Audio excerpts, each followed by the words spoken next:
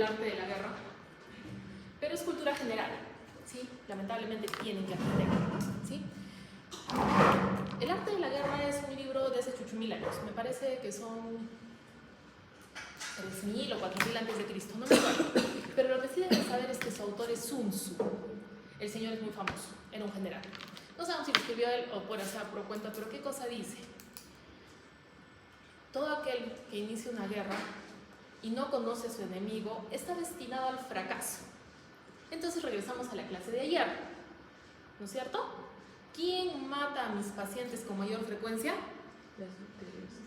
Entonces, si no conoces a las bacterias, se te van a morir los pacientes.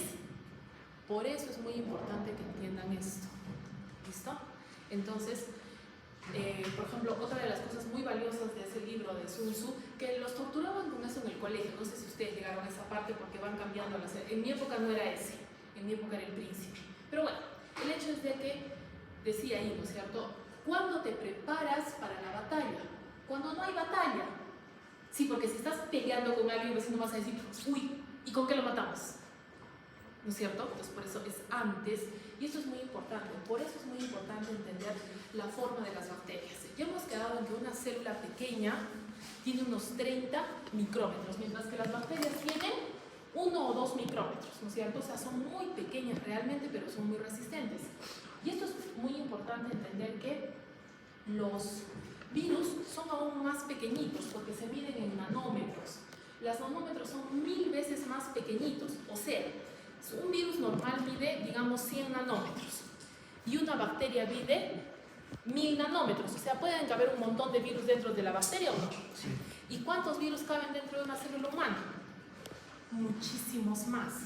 Y ustedes dirán, pero ¿cómo si son tan chiquitos van a matar humanos? Porque son muy resistentes. ¿Listo? Entonces, tenemos que saber que las bacterias se llaman procariotas, como habíamos dicho la vez pasada, porque carecen de núcleo, ¿sí? Entonces, en biología trabajamos bajo la idea de que todos vinimos del primer ser. Un día cayó un rayo en el mar y se formó una membrana. Y esa membrana fue evolucionando, sino que tomó diferentes caminos y por eso todos somos diferentes. Una idea que no le gusta a todo el mundo, ¿no es cierto? Puede decir, ¿cómo yo voy a tener el mismo origen que un perrito o que una bacteria? Pero estamos hablando de millones de años, o sea, hay que superar, ¿no es cierto?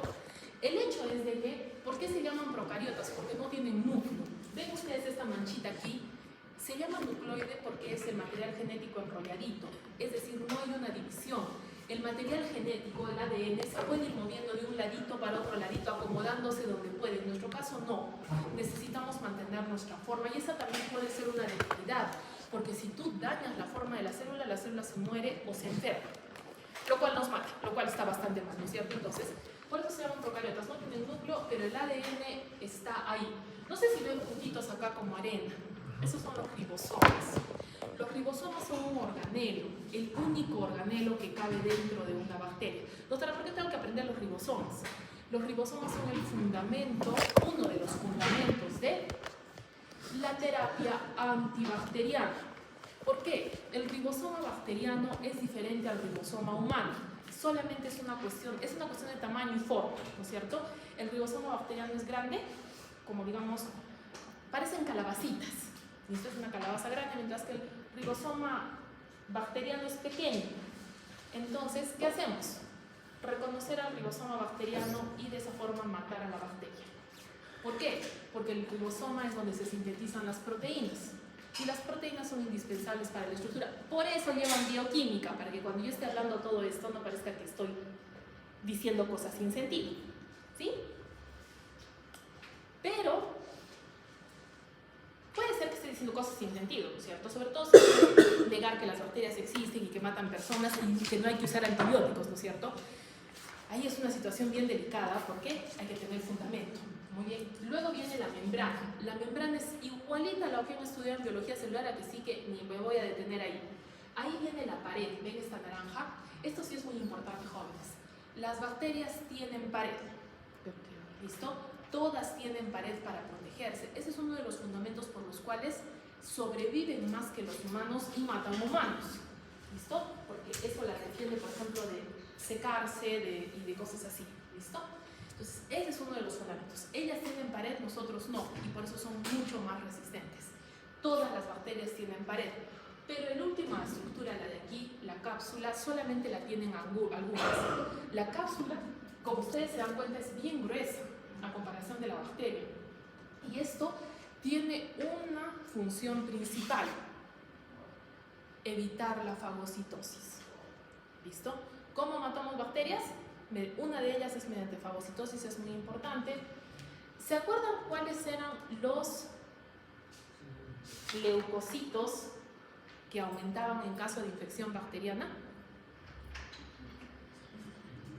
Los neutrófilos, los polimorfos nucleares, neutrófilos de tipo segmentado. ¿Ustedes creen que esos fagocitan o no fagocitan? Yo digo creen porque sé que han llevado inmunología, pero me abstengo de saber qué cosas han aprendido. Pero, ¿ustedes creen que fagocitan o no fagocitan? Si tu trabajo fuera matar bacterias, ¿te gustaría fagocitar o no? Sí. Son los fagocitos que llevan el segundo lugar. ¿Quiénes son los fagocitos principales?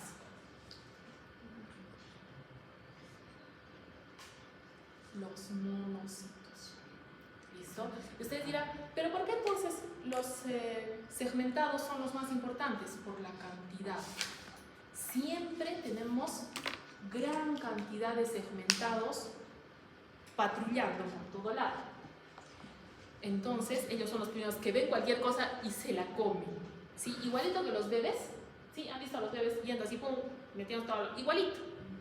Sino que estos son para matar bacterias. Entonces, la cápsula inhibe la fagocitosis en cualquiera de sus fases. Y por eso hace que la bacteria siga viviendo a pesar de que deberíamos tener el sistema inmune. En la parte externa vamos a tener pilis y flagelos, pero ahorita estos están aquí, tienen un anclaje. Van a ser flagelos, ahorita los vamos a ver con detalle a esos.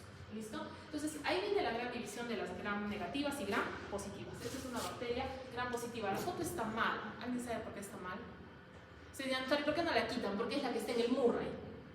Sí, entonces, una vez que el Murray arregle la foto, ¿saben por qué está mal? No han hecho clases. ¿No han hecho clases? No, ya con razón. Ya, no se preocupen. Ahora vamos a descubrir por qué está mal. Yo les voy a contar. Pero entonces, si ustedes ven la pared gram positiva, es sencilla. La membrana, tal como ustedes la conocen, y una gran cantidad de péptidoglicano. Jóvenes, ahí están viendo una cantidad de capas que no es la real, son más capas. Pero lo más importante son los peptidoglucanos. Entonces, eso tienen que aprender. ¿Cuál es el componente principal de la pared gram positiva?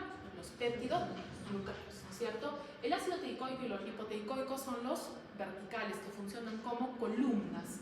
Y esto de aquí, las proteínas son estructurales, tenemos que aprender una de ellas que ahorita les voy a enseñar, y los polisacáridos hacen que se peguen las cosas. Entonces, cuando tú te enfrentas a una bacteria, no es simplemente que la bacteria existe, es que la bacteria se pega. Yo sé que les ha pasado esto, tratando de envolver una encomienda, han agarrado la cinta ancha y han mordido, y se queda pegada. ¿Y luego qué pasa? Te quedas sin piel y te pones a sangrar. De esa forma se pegan las bacterias. Por eso es que atacan a los seres vivos. Se agarran con tanta fuerza que una vez que se pegó, es difícil eliminarlo. ¿Listo? ¿Y eso quién lo hace? Los polisacáridos. Entonces, tenemos que saber cuáles son los componentes. Aquí hay algo muy importante. Tenemos que aprender esta palabrita. Bactoprenol. ¿Qué cosa es el bactoprenol?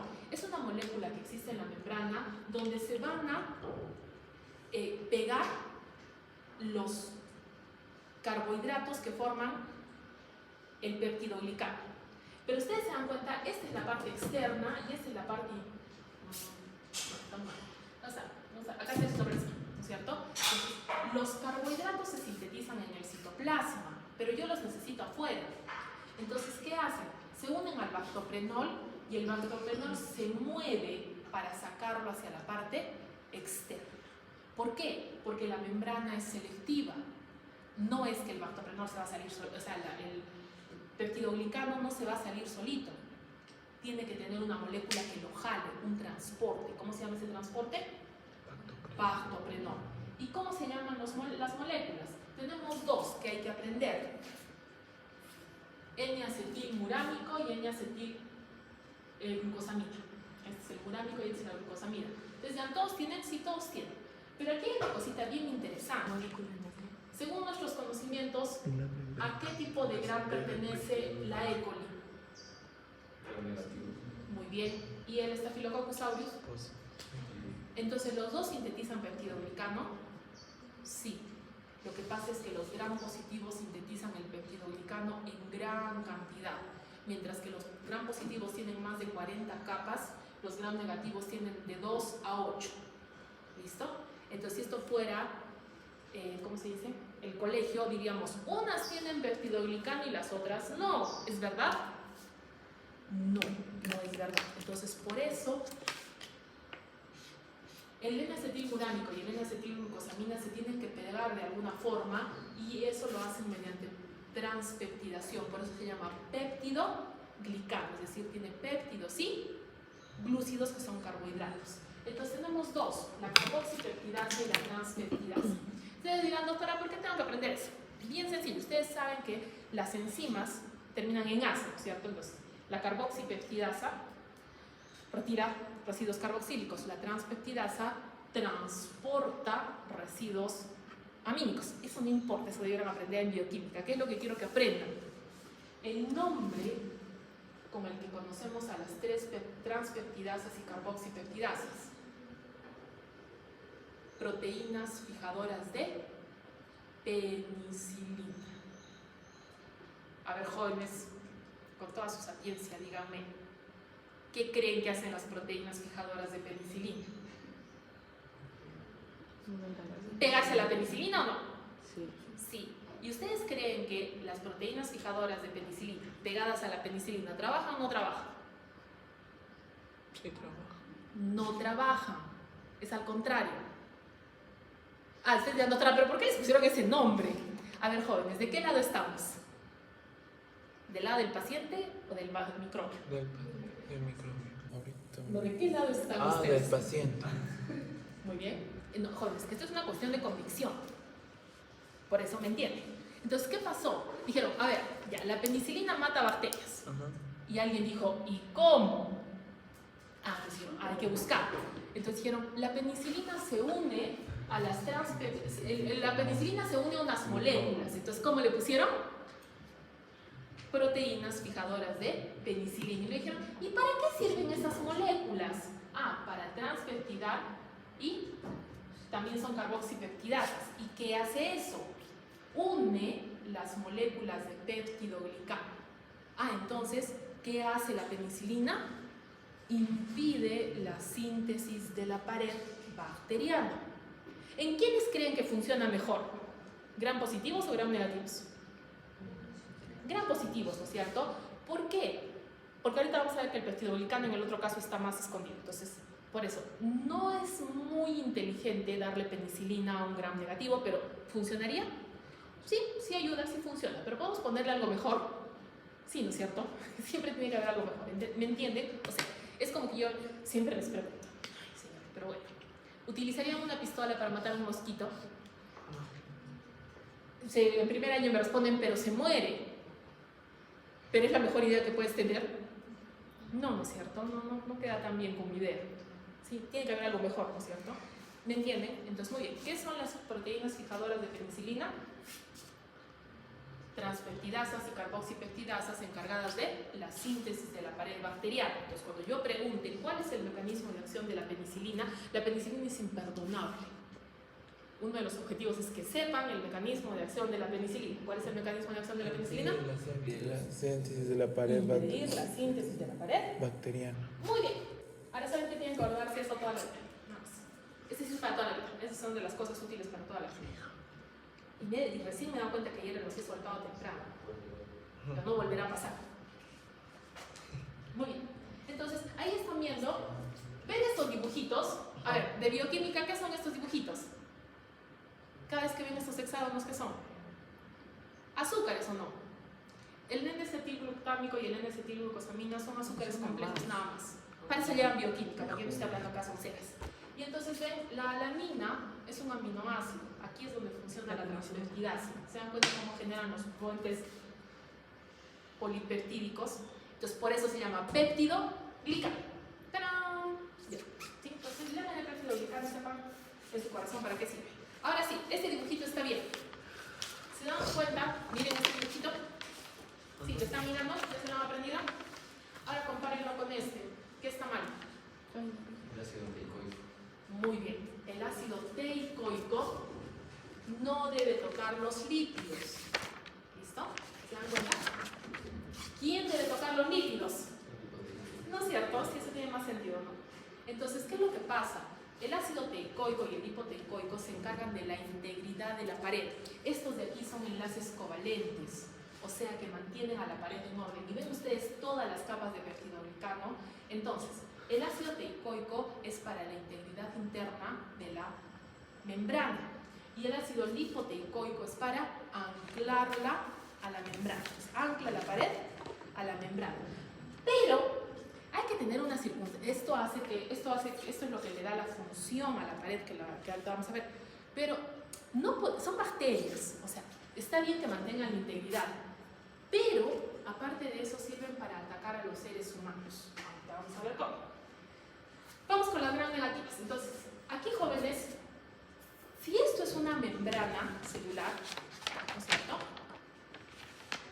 ¿Se parece a esto o no? Sí, entonces es una membrana.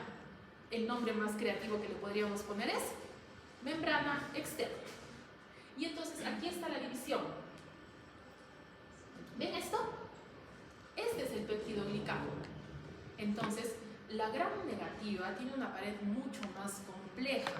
Fuera de su membrana tiene el peptidoglicano y más afuera su membrana externa. Entonces, ¿qué cosa es la pared? La pared es la estructura formada por la membrana externa y la capa de peptidoglicano, y entre ellos el periplasma. El periplasma es el área metabólicamente más activa de la gram negativa. Entonces, jóvenes, ¿sería buena idea atacar el peptidoglicano de esta bacteria?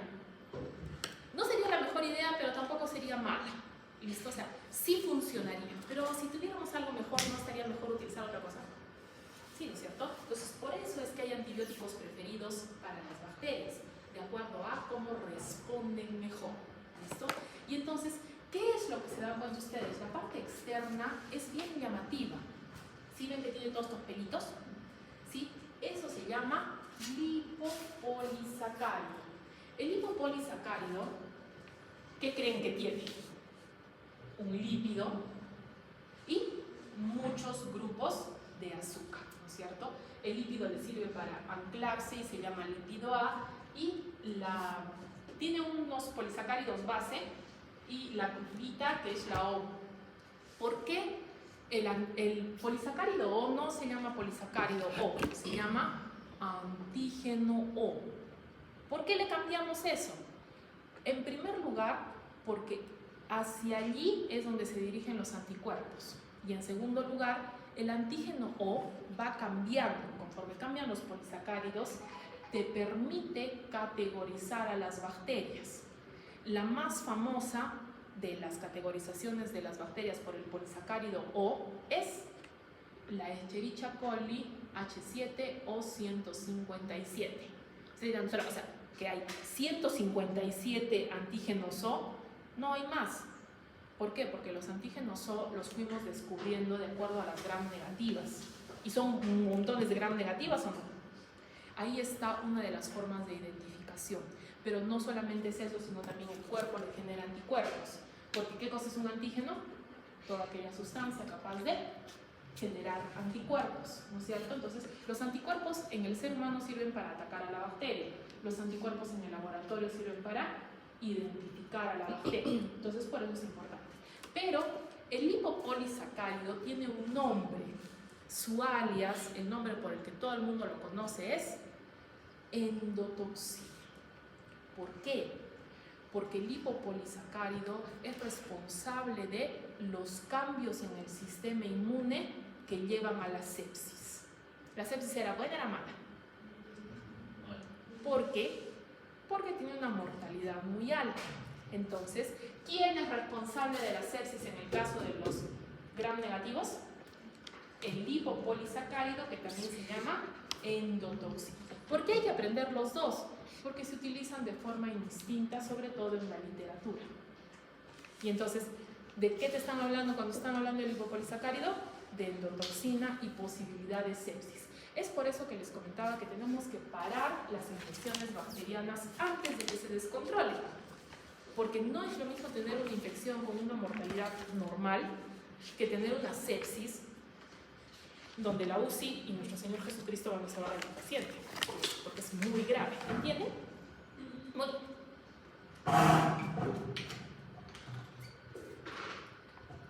Y entonces, por eso la estructura del lipopolisacárido es muy importante.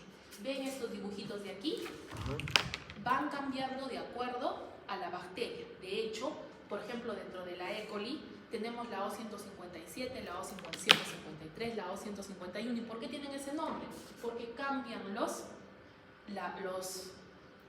azúcares que están ahí. Tenemos que aprenderlos todo eso, no, o sea, sino saber de que el cambio de estas hace que la bacteria se comporte de manera distinta. Entonces, eso te permite reconocer una de otra. No es lo mismo tener una O157 que tener una bacteria más normalita. La O157 es bien mala, la vamos a aprender después. El núcleo de polisacárido es constante. Por ejemplo, esta parte de aquí se mantiene generalmente en especie y a veces inclusive en familia, pero eso no es lo importante. ¿Por qué? Porque no podemos verlo. ¿Qué es lo que podemos ver? El antígeno. Esto está escondido, ¿no es cierto? Es como sus orejitas cuando tenemos el cabello largo. Ahí están las orejitas, pero ¿las puedo ver de inicio? No, tendríamos que quitar todo el pelito. Lo mismo, entonces por eso no nos sirve mucho. Y el lípido que ya les he dicho, ¿por qué es muy importante esto? El lípido A está pegado a la membrana. Pero ¿qué pasa cuando yo mato a la bacteria? Se libera todo el lipopolisacárido. Y esta es entonces cuando se vuelve endotoxina. ¿Por qué? Porque al estar nadando libre va a ir a fastidiar al sistema inmune para que mi paciente le dé sepsis. Entonces, ¿dónde fastidia menos el lipopolisacárido? ¿En la bacteria viva o en la bacteria muerta? En la viva. En la viva no fastidia tanto como en la muerta. Es como una venganza. Si me mataste, pues muy bien, ahora yo te doy sepsis. Adorables. Por eso también es muy importante tratar con antibióticos lo antes posible. Porque si son pocas bacterias, poca endotoxina liberada. Si son un montón de bacterias, montones de endotoxina y el sistema inmune se atonta, se vuelve loco y empeora la situación de mi paciente. ¿Entendido? Pero entonces viene un grupo de bacterias distintas. De acuerdo a todos sus conocimientos, Mycobacterium tuberculosis, ¿es gram positiva o gram negativa? Ninguna de las anteriores. ¿Por qué? En primer lugar, no se le pega el gram. Y en segundo lugar, su peptidoglucano es diferente. ¿Se acuerdan que era N-acetilmurámico? El peptidoglucano de estos es N-glicolilmurámico. Ahora, ¿con quién se parece más? Con las gram positivas. ¿Listo? No tiene membrana externa, se parece más a las gram positivas, pero no es estrictamente una gram positiva, no le pega el gram. Por eso es que es un bacilo ácido alcohol resistente. O sea, tú le pones la coloración de gram y no colorea. Es odioso, es malo. Pero bueno, entonces, ¿por qué nos interesan las micobacterias? Ya les he dicho porque son nuestra vergüenza, son nuestra carta de vergüenza. 8.000 años y no podemos con la bacteria. 8.000 jóvenes, 8.000. Y hemos hecho de todo, ¿o no? Tenemos vacuna, tenemos antibióticos, tenemos diagnóstico molecular y sigue matando gente. Esto es personal, esto es, ¿cómo se dice? Es la marca de nuestra vergüenza. 8.000 años de medicina y sigue matando gente, y muchos de ellos personal de salud. Entonces, por eso, esto es una situación personal. ¿Por qué? Porque las bacterias de Mycobacterium tuberculosis más resistentes están en los entornos hospitalarios. Entonces, el personal de salud que no se compromete con las mascaritas de protección y se contagia, no se contagia de un Mycobacterium normal, se contagia de un Mycobacterium malvado. ¿Y cómo le va a ir? Mal, ¿no es cierto? Entonces, por eso, esto es personal, esto es para que lo entiendan. Entonces, por eso es que en un área aparte. Esto es muy importante. Las síntesis de ácidos glicólicos son del tipo lipídico y son los que le dan muchas de sus características y es uno de los fundamentos principales para la terapéutica. Jóvenes, ¿cuál es el antimicrobiano que detiene la síntesis de ácidos glicólicos? Esas son de las cosas que tienen que saber. Esas síntesis son las que son imperdonables. Comencemos. Se sabe en el tratamiento de la tuberculosis, porque les dije también que esos son los 4 antibióticos imperdonables. Derecha, izquierda. Muy bien. Rodrigo, ¿con qué trataría tuberculosis?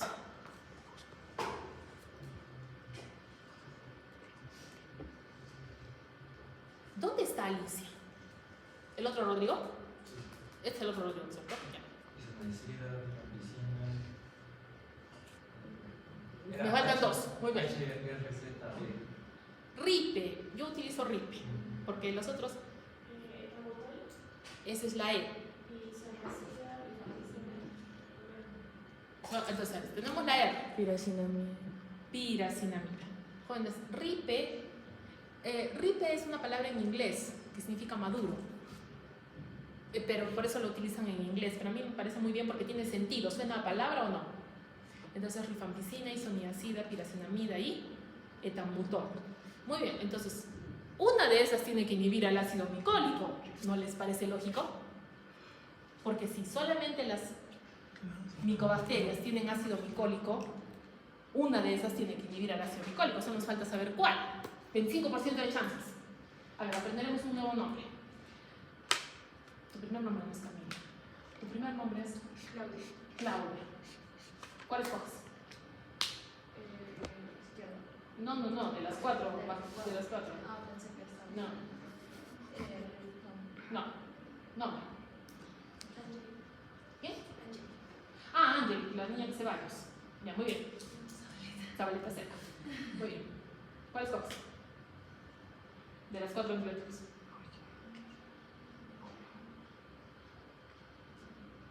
No. María José, ¿qué escoges? No. Así es como jalan el curso. O sea, ¿sí me entienden? Isoniazida. Claro, solo queda la isoniazida y obviamente la isoniazida. Eso tienen que saber, por favor. Eso sí es para la eternidad. Eso sí es de las cosas que todos los médicos sabemos. La isoniazida es el tratamiento base de la tuberculosis. ¿Por qué? Porque inhibe el ácido glicólico que solo tiene la tuberculosis. A ver, criaturas del Señor, ¿a quién más le daría isoniazida? ¿A un paciente con gastritis? No, o sea, si no fuera para tratar tuberculosis, ¿qué otra cosa tratarían con isoniazida? Nada. O sea, si tu paciente tiene tuberculosis, le das isoniazida. Si no, no tiene sentido. O sea, no es un fármaco que vayas a utilizar por si acaso. Si porque usted usa la penicilina, se usa por si acaso. No es así. Entonces, por eso es que otro nombre de la tuberculosis es enfermedad específica. ¿Listo? O sea, si no estás tratando tuberculosis, lo demás no va a funcionar. Por ejemplo, ¿ustedes creen que su compañera nos ha dicho de que el parecido más cercano de la pared de Mycobacterium tuberculosis es a las gram positivas? ¿Sí? Y acabamos de establecer que la penicilina es buena contra las gram positivas o no. ¿No? ¿Ustedes creen que sería buena idea darle penicilina a Mycobacterium? No, de hecho es muy malo, no le hacen nada, ni cosquillas. ¿Listo? Entonces, por eso es muy importante saber qué tiene el paciente, porque si bien es cierto, algunas veces puedes ayudar, hay otras en las que si no das el medicamento apropiado, se fue toda la desgracia. Entonces, igual que otras bacterias van a tener porinas que son proteínas, y estos lípidos de superficie son muy importantes para el diagnóstico, pero los vamos a apretar cuando toque. Entonces, todos veneren a la pared. La pared es el motivo por el cual es resistente al medio. Tú puedes pasar inclusive alcohol y algunas, por ejemplo, Mycobacterium tuberculosis, como tiene una pared muy gruesa, va a sobrevivir al alcohol. ¿Sí se acuerdan que andábamos echando alcohol por todo lado? El Mycobacterium va a sobrevivir. Entonces, esta circunstancia es lo que hace que sean resistentes. Aquí, por ejemplo, tenemos también que van a ayudar a resistir la fagocitosis, porque ya les he dicho que no todas las bacterias tienen cápsula. Entonces, a las demás se las fagocita, no. Las paredes también ayudan a que se mantenga. Y, ya, ven aquí. El péptidoglicano, ¿qué es lo que hace? Estimular la interleucina 1. La interleucina 1 causa fiebre, malestar, inflamación. Entonces, las gram positivas también te pueden dar sepsis. No es tan frecuente como las gram negativas, pero ese péptidoglicano también le va a hacer daño al paciente. O sea, tiene el trabajo doble. Protegen a la bacteria y dañan al paciente. ¿Para qué dañan al paciente? Que no tiene nada mejor que hacer. Dañan al paciente para robarle la comida. ¿Listo? Entonces, por eso les interesa dañar al paciente. No es así nomás, ¿no es cierto? Están robando comida.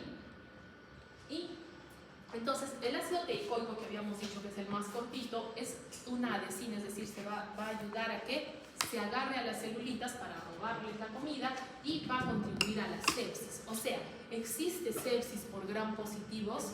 Sí. Es menos frecuente que la sepsis por gram negativos, pero también existe.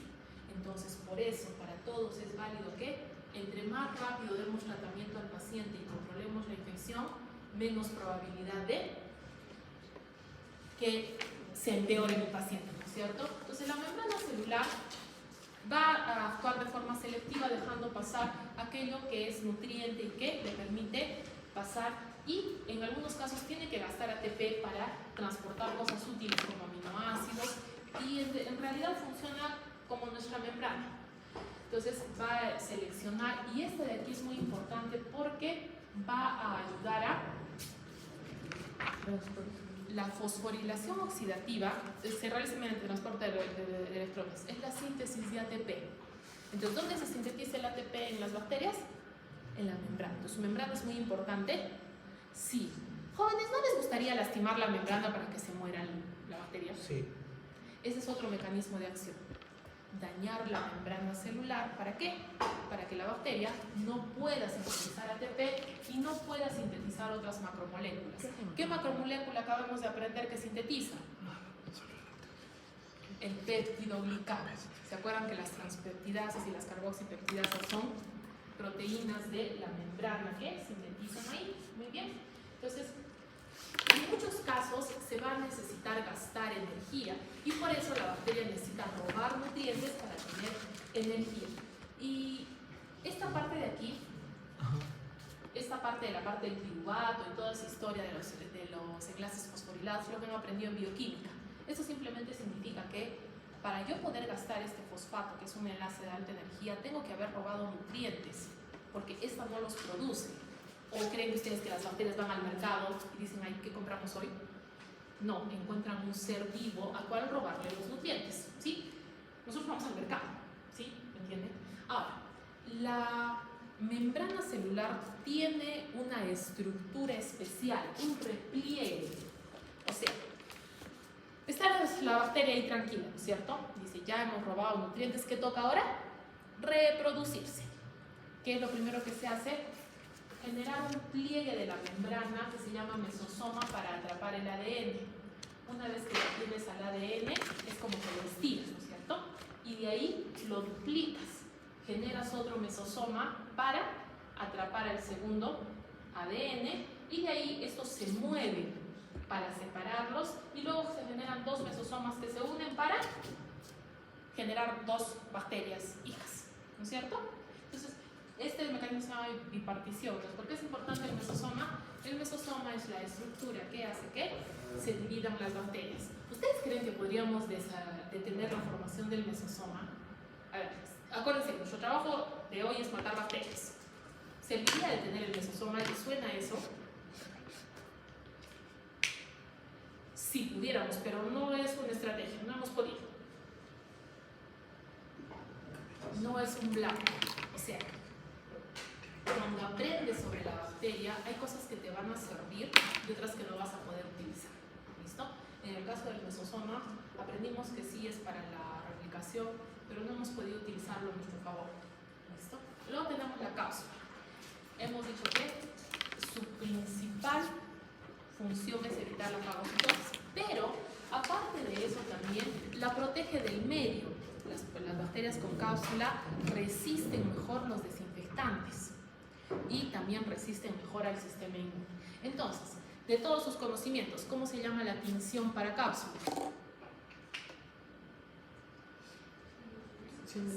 Gis. Muy bien. La siguiente es Kellum. Kellum es un examen en el laboratorio para que la cápsula se hinche. ¿Sí? ¿La ven que esté enorme o no? Ayer no estaba así. Entonces, cuando se hincha también se hace más visible. Entonces decimos, allí está la cápsula. ¿Sí? Estas dos son las que primero se utilizaban. Ahora, la verdad, este es GIS. ¿Ven ustedes cómo ahora sí se ve la cápsula? Porque la vez pasada aparecían como fantasmitas que parece que tiene cápsula. ¿La otra cuál era, doctora? GIS. No, la otra. Dijo Kellum. Ok. Que no es tinción, es un examen, por eso se llama reacción de Kellum. Para los amigos nada más Kellum, pero no es lo mismo, porque a veces ponemos tinción de Kellum, no es tinción, reacción. ¿Listo? Entonces lo que hace es hinchar la cápsula para poder verla, ¿entendido? ¿Cómo se hace una bacteria tiene cápsula? Tinción de Gis, reacción de Kellum. Y si son más sofisticados, con anticuerpos. Muy bien. Entonces, ¿la cápsula de qué cosa está hecha? Pues va a depender. La mayor parte de bacterias tiene polisacáridos, o sea, son azúcar. Sí, o sea, es pegajosa también. Sí, también es pegajosa. La que hay que aprender es esta. El Bacillus anthracis tiene proteínas, es un polipéptido su cápsula. Es el único que tiene una cápsula de polipéptidos. Entonces, la cápsula es un conjunto de polisacáridos, salvo en el caso de Bacillus anthracis, que tiene un polipéptido como cápsula. ¿Listo? Eso sí son de las cosas que sobre todo sirve mucho para los exámenes. Eso sí es bueno saber. Entonces, ¿qué bacterias me interesa que sepan que tienen cápsula? Este de aquí, Neisseria meningitidis. Es así, definitivamente. ¿Qué creen que causa la Neisseria meningitidis? Sí, ¿no es cierto? La Neisseria meningitidis evade al sistema inmune gracias a su cápsula y por eso se mete a las meninges. ¿Listo? Muy bien, ¿cuál es la otra que nos encanta? Streptococcus pneumoniae. ¿Por qué nos aprendemos su cápsula, jóvenes? Porque esta sí la usamos en su contra. La vacuna contra neumococo son trozos de la cápsula que le presentamos al sistema inmune, para que cuando llegue el neumococo con su cápsula ya haya, el sistema inmune esté preparado y decir, no, yo te conozco, no eres bueno, entonces pueda atacarlo con mayor facilidad. Jóvenes, no creo que ustedes hayan tenido un compañerito que le haya dado neumonía, un primito, un niño que hayan visto que esté hospitalizado por neumonía. Siempre les dejo de tarea, nunca me hacen caso. En la época de los 80s no había todavía la vacuna contra neumococo y la neumonía era tan frecuente, jóvenes, que la propaganda del Ministerio de Salud decía: si tu niño respira rápido, rápido al centro de salud. ¿Por qué? Porque las neumonías son graves, entonces los niñitos se podían morir. ¿Por qué ustedes ya no han visto esa propaganda? Porque ahora la propaganda es vacúnalos. Sí, sino que son tantas las vacunas que ya no les decimos, antes los bebés se nos morían de neumonía, ya no se nos mueren. Ustedes dirán, pero la neumonía existe, es mucho menos frecuente. ¿Listo? Y por lo tanto, ¿a quién más le da neumonía? ¿Quién era el otro grupo vulnerable para nosotros? ¿Ah? Los ancianos. Muy bien.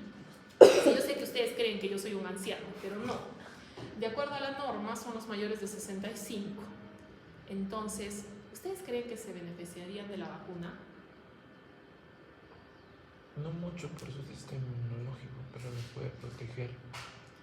El sistema de vacunación promueve que los mayores de 65 años se vacunen contra neumococo.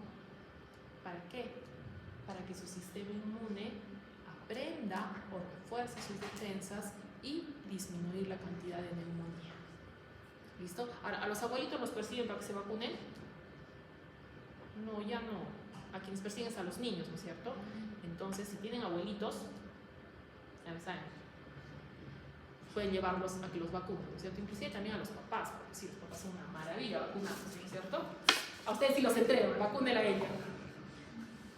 ¿Y a usted no lo podemos vacunar? No, a ver, ¿cuántos papás tienen la vacuna de la influenza? Por lo menos. Siempre. Las vacunas de la influenza se deberían aplicar a partir de los 60 años, porque también causan neumonía. Muy bien, entonces, este de aquí, el Streptococcus pyogenes, también es bueno aprender que su cápsula es de ácido hialurónico. Pero entonces, ¿qué cosa es el ácido hialurónico? Es un polisacárido complejo. ¿Y por qué le ponemos? Porque el ácido hialurónico se parece a nosotros. Nosotros tenemos ácido hialurónico. El ácido hialurónico es lo que mantiene unido nuestro tejido conectivo. Entonces, si tiene una sustancia parecida, ¿no atontará el sistema inmune? Sí. Muchos de los antígenos de Streptococcus pyogenes simulan nuestras propias moléculas y por eso el sistema inmune se atonta y por eso la infección contra Streptococcus pyogenes puede generar daño a largo plazo en la forma de, ¿cómo se llama la enfermedad larga de Streptococcus pyogenes? Fiebre reumática. Esa es de las cosas que también sí o sí tienen que saber. ¿Listo? ¿Cómo se llama la enfermedad larga de Streptococcus pyogenes? Fiebre reumática. Muy bien. Y entonces, aparte de todo esto que les he contado, las bacterias tanto gram positivas como gram negativas pueden tener algo que se llama glicocálidos. Son un grupo de azúcares, o sea, polisacáridos que están en la parte externa. Y lo hacen más pegajoso, ¿no es cierto? No solamente hace que se adhieran, es de la principal. En algunos casos, esta capa es tan gruesa que puede formar biopelículas. ¿Dónde está? En las prótesis. Por ejemplo, ¿qué prótesis conocemos? Las de los dientecitos. Los dientecitos postizos son prótesis, ¿no es cierto? ¿Qué otras prótesis conocemos? Las que se ponen en diferentes órganos, por ejemplo, la cadera, la rodilla, y también los elementos médicos. Por ejemplo, cuando se pone una vía, es plástico. Y si es que tienes una bacteria pegada ahí, se va a agarrar gracias a su glicocálix y va a hacer que sea más difícil el tratamiento. Por eso también, ¿cuál es la otra que tiene? ¿Cuál es una de las sondas que es muy frecuente? La sonda vesical. Hay muchos pacientitos que tienen que estar con su sonda vesical y entonces están en riesgo de infección. ¿Qué más hace este glucocálix? Los protege del ambiente, del calor, de los desinfectantes y también esto hace que sea más resistente. Entonces, ¿todos tienen glicocálix? No. ¿Pero por qué lo llamamos limo o slime? Cuando es muy grueso. Es tan grueso que casi funciona como una cápsula. ¿Cuál es el caso ese? Staphylococcus aureus. Ustedes van a ver que en muchos casos dice que Staphylococcus aureus tiene cápsula, pero no tiene cápsula, no tiene una cápsula propiamente dicha. Lo que tiene es un glicocálix extremadamente grueso y extremadamente odioso que hace que funcione como una cápsula. Entonces dicen, si funciona como una cápsula, ¿le podemos decir cápsula? Unos dicen sí, otros dicen no vamos a pelear por eso. El hecho es de que es odioso. Entonces, ya hemos dicho que son los pilis o fimbrias, son como pelitos, ¿no es cierto? Sí, creatividad al 1000%. Pili es el latín para pelo. Sí, luego vino alguien y dijo, no, ¿cómo le vamos a decir así? Pongámosle un nombre más elegante. Me dijeron fimbria. Pero ya todo el mundo sabía que se llamaba pili. ¿Y por qué se quedó con pili? Porque la proteína dijeron, a ver, si es que esto es un pili, tenemos bolitas que forman un pili, ¿qué le vamos a poner? Pilina, obvio, ¿no es cierto? Entonces ahora le cambiaron a fimbrina, no. Entonces por eso, ¿cuál es el componente del pili o fimbri? La pilina, que es una proteína. Entonces, ¿esto qué hace? Que la adherencia sea mucho mayor. Y ya hemos dicho que ese es el fundamento para que inicie una infección. Pero esta de aquí pueden formar puentes entre bacterias, como vamos a ver entre un momento, y de esa forma intercambiar información valiosa. Ahora, hay un montón de pilis jóvenes. Este sí tenemos que aprender. El pili P es lo más famoso. También se llama fimbria tipo P. Es de la Escherichia coli. Las Escherichia coli que tienen pili P causan infección urinaria. O sea que si la Escherichia coli no tiene pili P, ¿no causa? No. Porque eso es lo que hace que se agarre al epitelio y no se le puede eliminar, ¿entendido? Entonces sí hay que aprenderlos. ¿De quién es el Felipe? De Escherichia coli uropatógena. O sea, todas las E. coli tienen Felipe, no. ¿Qué es lo que hace el Felipe? Favorece el desarrollo de infección de tracto urinario, ¿no es cierto? Estos del SFA1, SFA2 vamos a ver porque son para colonización y están en otras bacterias. Entonces, cada bacteria tiene su pili especial, varias, no hay que aprender todas, este sí hay que aprender. Un ejemplo de pili sexual es el pili F, también de Escherichia coli. ¿Por qué se llama pili sexual? Porque intercambia material genético. ¿Qué material genético intercambia? El que le permite ser resistente a los antibióticos, y ahí viene la pregunta de ayer, que es BLE. Eso. No sabía. Jóvenes, BLE es una sigla que es obligatorio saber. ¿Listo? Copien. Beta-lactamasa de espectro extendido. Muy bien. ¿Listo? ¿Cuál es el beta-lactámico más famoso de todos? No, ese es un inhibidor de beta-lactamasa. ¿Cuál es su compañero habitual? Amoxicilina es un beta-lactámico muy famoso. ¿Cuál es el más famoso? ¿Cuál es la mamá de la amoxicilina? Por Dios santo.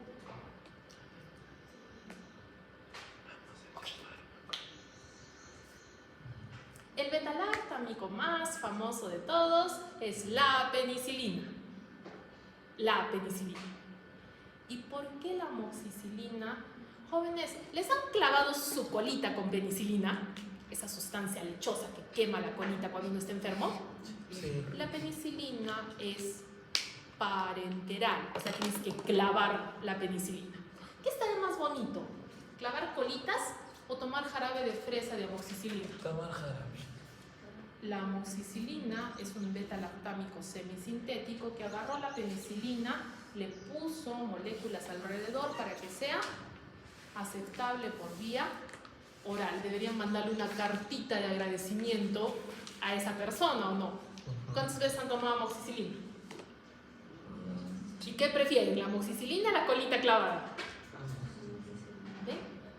Entonces, ¿por qué hablamos de beta-lactamasas? Porque los beta-lactámicos son toda una familia.